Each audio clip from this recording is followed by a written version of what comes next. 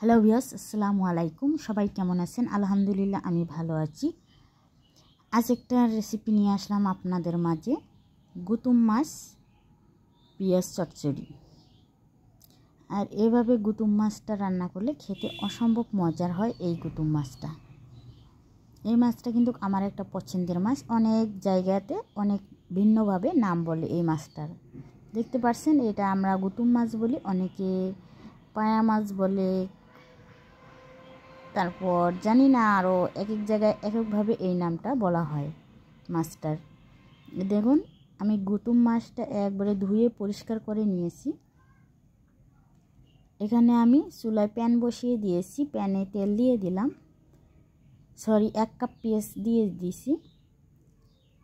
1 cup পেঁয়াজ দেওয়ার পর আমি এখানে পরিমাণ মতো তেল দিয়ে দিচ্ছি, সয়াবিন তেল। আমি হাফ কাপের মতো সয়াবিন তেল দিয়ে দিচ্ছি। 6 থেকে 7টা কাঁচামরিচ ফালি করে দিয়েছি। দিয়ে এখন আমি পেঁয়াজটা ভালোভাবে একটু ভেজে নিব। একটু গোল্ডেন কালার করে আমি পেঁয়াজটা হালকা করে ভেজে নিচ্ছি কিছুটা সময় নিয়ে। ভালোভাবে ভেজে নেওয়ার পর এখন আমি পরিমাণ মতো লবণ দিলাম, একটু রসুন বাটা দিলাম, ধনিয়া গুঁড়া দিলাম, জিরার গুঁড়া দিলাম 1 স্পুন চামচ করে। এখানে 2 চামচের মতো গুঁড়া মরিচ দিলাম, 1 চামচ হলুদের গুঁড়া দিলাম। দেওয়ার পর মশলাটা নেড়ে চেড়ে এখন আমি 1 কাপ পানি দিয়ে দিলাম। দিয়ে মশলাটা এখন কষিয়ে নেব। মশলাটা ভালোভাবে কষিয়ে নেব। দেখুন, মশলার উপরে কিন্তু তেলটা ভেসে উঠছে। মশলার উপরে তেল ভেসে উঠলে বুঝতে পারবেন মশলা আপনাদের কষানো একদম পারফেক্ট হয়ে গেছে। এখন আমি গুতুম মাছগুলো দিয়ে দিচ্ছি। গুতুম মাছগুলো দিয়ে এখন আমি ভালোভাবে উল্টে পাল্টে নিব। এভাবে গুতুম মাছটা পেঁয়াজ দিয়ে ভুনা করলে খেতে ভীষণ মজার হয়। আর আপনারা এভাবে ট্রাই করতে পারেন, নতুনদের জন্য বলছি, কারণ আমরা কিন্তু রান্না কম বেশি সবাই করতে পারি। এক একজনের রান্না এক এক রকম টেস্ট। আর এইভাবে একবার রান্না করে দেখেন, এই মাছটা খেতে অসম্ভব মজার হয়। আমি এখন পানি দিব। পানি দিয়ে আবার নেড়ে ছেড়ে নিচ্ছি।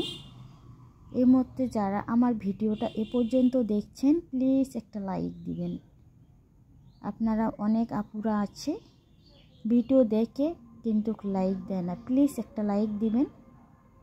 একটা লাইকের আমার ভিডিও বানার উৎসাহ জাগে। যারা লাইক দিয়েছেন তাদেরকে অসংখ্য ধন্যবাদ। আমার ভিডিওটাই সম্পূর্ণ কন্টিনিউ করবেন। যারা আমার ভিডিওটা দেখছেন আমাকে সাবস্ক্রাইব করেননি, প্লিজ সাবস্ক্রাইব করে দিবেন।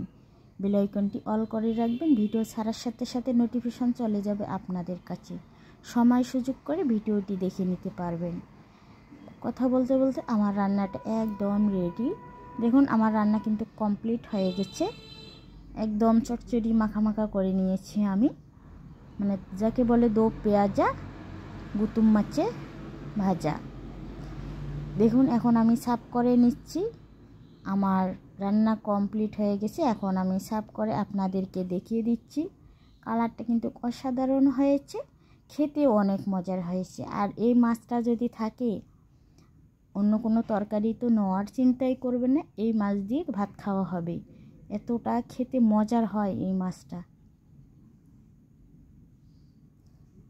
দেখুন, মাছটা কিন্তু একদম মাখো মাখো হয়েছে। সবাই ভালো থাকবেন, সুস্থ থাকবেন। আল্লাহ হাফেজ।